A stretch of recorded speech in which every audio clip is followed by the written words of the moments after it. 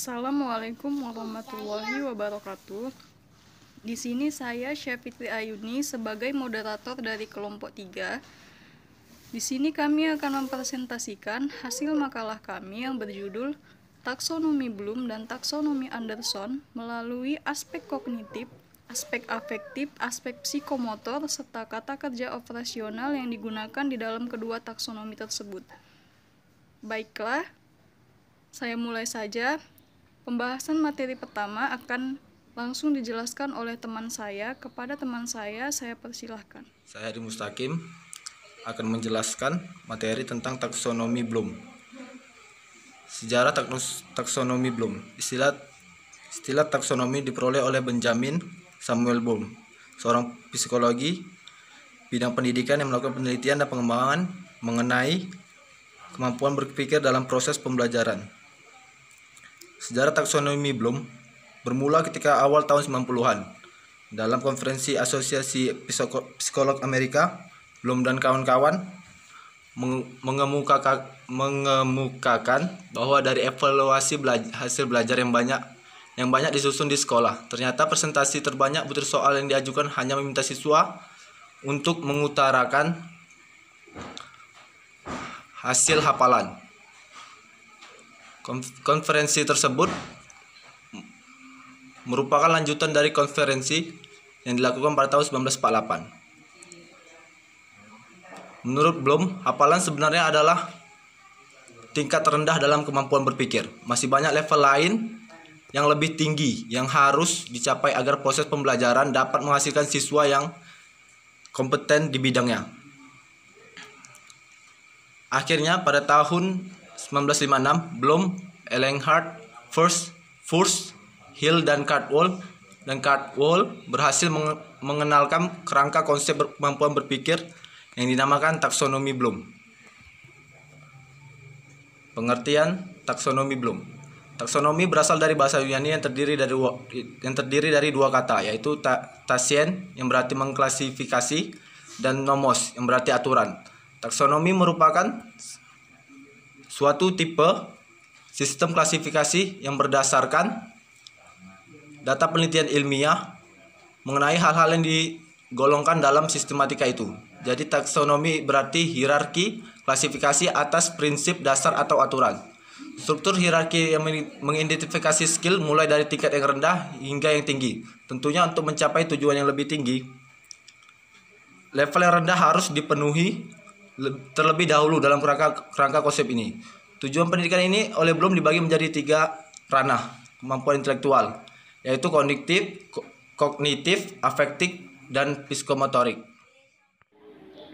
Baiklah, saya Putri Anggraini sebagai pemateri kedua akan memaparkan pembahasan mengenai klasifikasi taksonomi Bloom. Taksonomi Bloom diklasifikasikan menjadi 3 ranah. Yang pertama adalah ranah kognitif atau kognitif domain. Ranah kognitif ini berisi perilaku yang menekankan pada aspek intelektual seperti pengetahuan dan keterampilan berpikir. Nah, proses berpikir yang dimaksud di sini adalah menggambarkan tahap-tahap berpikir yang harus dikuasai oleh peserta didik dalam proses belajarnya agar mereka mampu mengaplikasikan teori ke dalam perbuatan dalam kehidupan sehari-hari. Ranah kognitif ini terdiri dari 6 level. Yang pertama, pengetahuan. Pengetahuan ini berisi kemampuan mengingat sesuatu hal yang dipelajari yang dimana disimpan dalam ingatan. Pengetahuan tersebut bisa berupa mengingat atau mengenal kembali. Yang kedua adalah pemahaman. Pemahaman ini merupakan kemampuan untuk menangkap makna atau arti tentang hal yang dipelajari. Jadi, peserta didik dalam belajarnya harus bisa memahami makna isi dari materi-materi yang diajarkan oleh guru di sekolah. Yang ketiga, penerapan. Penerapan ini merupakan kemampuan untuk menerapkan kaidah atau metode dalam menghadapi suatu kasus atau problem yang konkret ataupun nyata. Selanjutnya ada analisis. Analisis merupakan kemampuan seseorang dalam memecahkan informasi yang kompleks menjadi bagian-bagian yang kecil dan mengaitkan informasi yang satu dengan informasi yang lain. Nah, tadi ada pengetahuan, kemudian setelah kita mengetahui, kita memahami, menerapkan, dan menganalisis. Selanjutnya, sintesis. Sintesis ini merupakan kemampuan untuk membentuk satu kesatuan atau pola yang baru. Misalnya, kemampuan mengenali data atau informasi yang harus didapatkan untuk menghasilkan solusi yang dibutuhkan. Misalnya, kemampuan menyusun suatu program kerja, atau bisa setingkat lebih tinggi daripada itu. Dan yang terakhir, evaluasi. Evaluasi ini adalah kemampuan untuk memberikan penilaian terhadap suatu materi pembelajaran. Yang kedua adalah ranah afektif. Ranah afektif ini berkaitan dengan perilaku atau merupakan kemampuan yang mengutamakan perasaan, emosi, dan reaksi-reaksi yang berbeda dengan penalaran. Kawasan afektif itu merupakan kawasan yang berkaitan dengan aspek emosional seperti minat, sikap, kepatuhan terhadap moral, dan sebagainya. Ranah afektif ini terdiri dari 5 tingkatan. Yang pertama, penerimaan. Penerimaan yang dimaksud di sini adalah bagaimana seseorang dapat peka terhadap suatu rangsangan yang diberikan. Misalnya, kemampuan mengakui adanya perbedaan-perbedaan atau menyadari adanya suatu fenomena di lingkungan yang dalam pengajaran bentuknya berupa mendapatkan perhatian, mempertahankan, ataupun mengarahkan. Yang kedua, partisipasi. Tingkatan ini mencakup kesediaan untuk secara aktif dapat berpartisipasi dalam suatu kegiatan, bagaimana kita bisa menerima suatu hal atau rangsangan yang diberikan kepada kita. Misalnya bisa bentuk persetujuan, kesediaan, ataupun kepuasan dalam memberikan tanggapan. Yang ketiga, penilaian atau penentuan sikap. Kemampuan ini untuk memberikan penilaian terhadap sesuatu dan membawa diri sesuai dengan penilaian tersebut. Mulai dari sikap menerima, menolak, ataupun mengabaikan. Yang keempat, organisasi. Kemampuan untuk membentuk sistem nilai sebagai pedoman dan pengarah pegangan dalam kehidupan. Yang terakhir adalah pembentukan pola hidup. Maksudnya adalah kemampuan untuk menghayati nilai kehidupan sehingga menjadi internalisasi yang nyata dan jelas dalam mengatur kehidupannya sendiri. Baiklah, di sini saya akan melanjutkan materi selanjutnya, yaitu tentang ranah psikomotor. Ranah psikomotor kebanyakan dari kita menghubungkan aktivitas motor dengan pendidikan fisik dan atletik. Tetapi banyak subjek lain seperti menulis dengan tangan dan pengolah kata juga membutuhkan gerakan. Prakarsa anak-anak membawa mereka terlibat dalam kontak dengan pengalaman-pengalaman baru yang kaya. Ketika mereka beralih ke masa pertengahan dan akhir anak-anak, mereka mengarahkan energi menuju penguasaan pengetahuan dan keterampilan intelektual. Kawasan psikomotorik yaitu kawasan yang berkaitan dengan aspek-aspek keterampilan jasmani.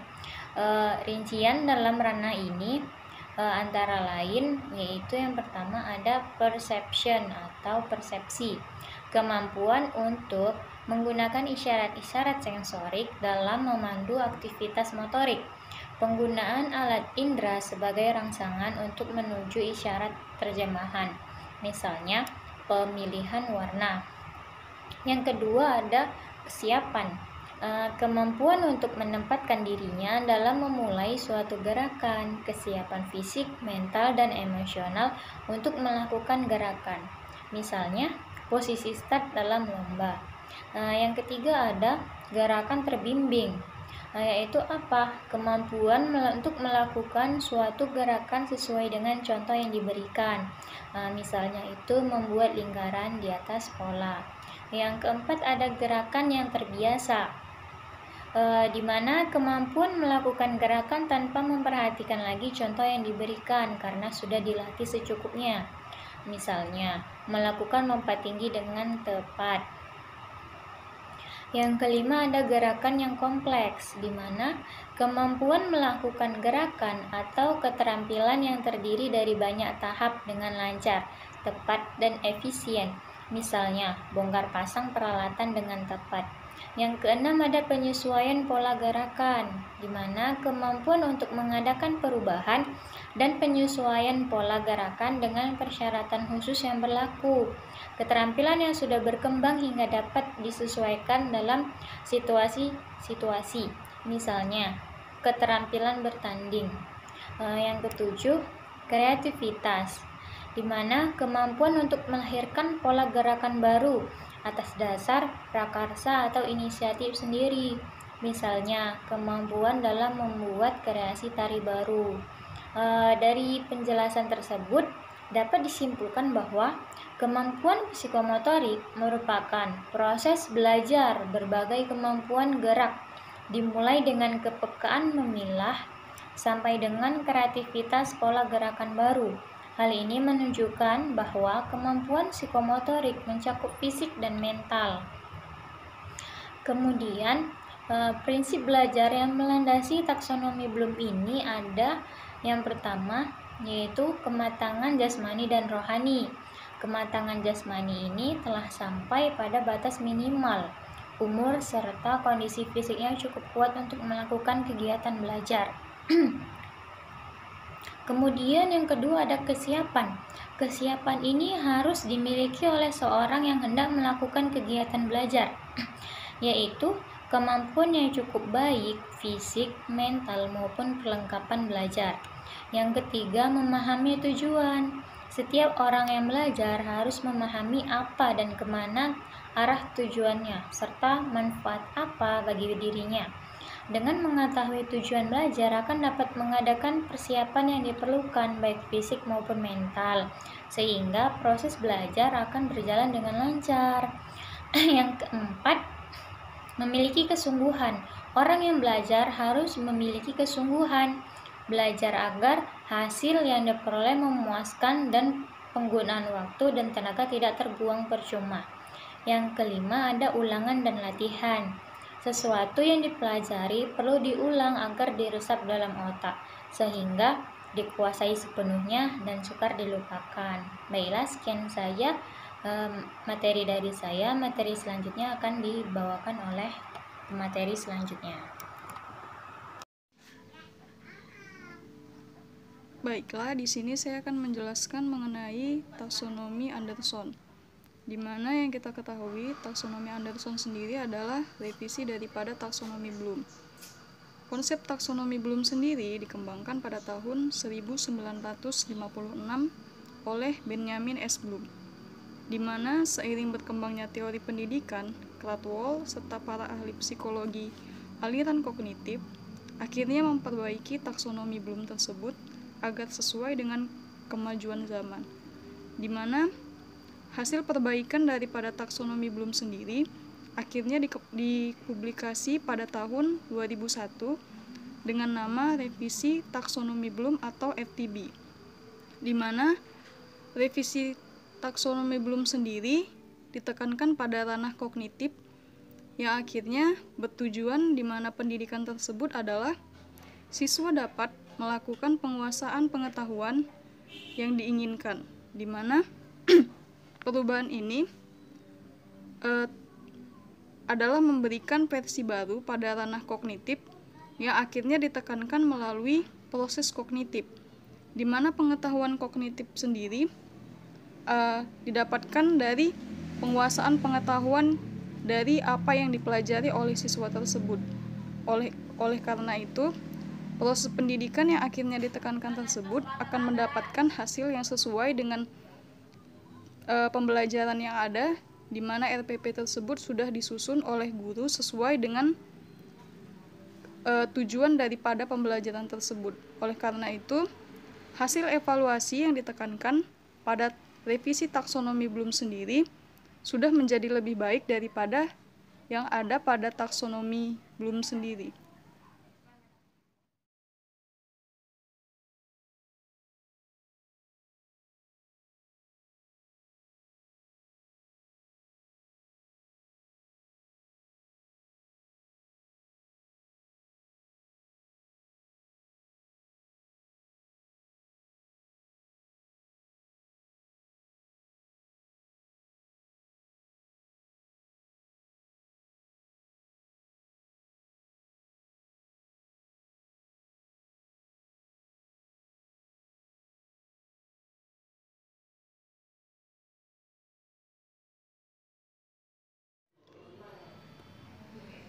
Demikianlah presentasi dari kelompok 3. Lebih dan kurang saya mohon maaf. Assalamualaikum warahmatullahi wabarakatuh.